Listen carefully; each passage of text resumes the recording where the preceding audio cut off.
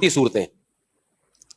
اذا زلزلت الارض زلزالها القارعة ما القارعة الم تر کیف فعل ربک باصحاب الفیل. سنت کیا ہے مغرب کے فرضوں میں ان صورتوں میں. السلام علیکم ورحمۃ اللہ وبرکاتہ. امید ہے کہ سب دوست خیریت سے ہوں گے. مولانا طریق مسعود صاحب کی ویڈیو کو سماعت فرمائیں. نماز میں کبھی سورہ بقرہ سے تلاوت کر رہے ہیں, کبھی سورہ آل عمران سے. تو حضرت نے فرمایا کہ جو سنت طریقہ ہے اس پر عمل کریں. اب مغرب میں پبلک بھی زیادہ ہوتی ہے, فجر میں پبلک کم ہوتی ہے. حضرت نے جب بہت دفعہ سمجھایا, نے فرمایا قاری لوگ یہ کرتے ہیں مغرب کی نماز میں بڑی بڑی صورتوں میں سے پڑھتے ہیں یہ بتانے کے لیے کہ ہمیں یہاں سے بھی آتا ہے.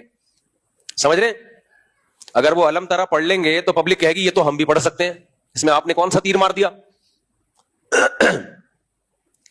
اگر وہ مغرب کی نماز میں قل هو اللہ احد پڑھ لیں گے تو پبلک کہے گی یہ تو ہمیں بھی آتی ہے.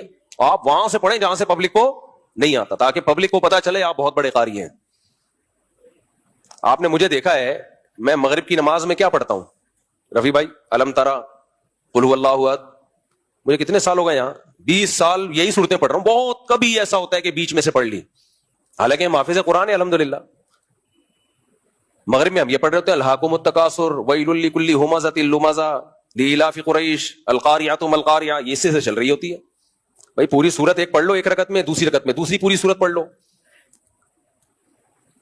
لیکن بعض قاری لوگ کیا کرتے ہیں کہ وہ بیچ بیچ میں سے مغرب سے, تاکہ پبلک کو پتا چلے کہ ہمیں یہاں سے بھی آتا ہے. ٹھیک ہے, پبلک کو پتا چل گیا, لیکن جو سنت تلاوت ہے وہ تو چھوٹ گئی نا. کبھی کبھار ٹھیک ہے, سنت تو ختم ہو گئی نا. فجر میں آپ پڑھیں طوال مفصل میں سے, تو ہر وہ چیز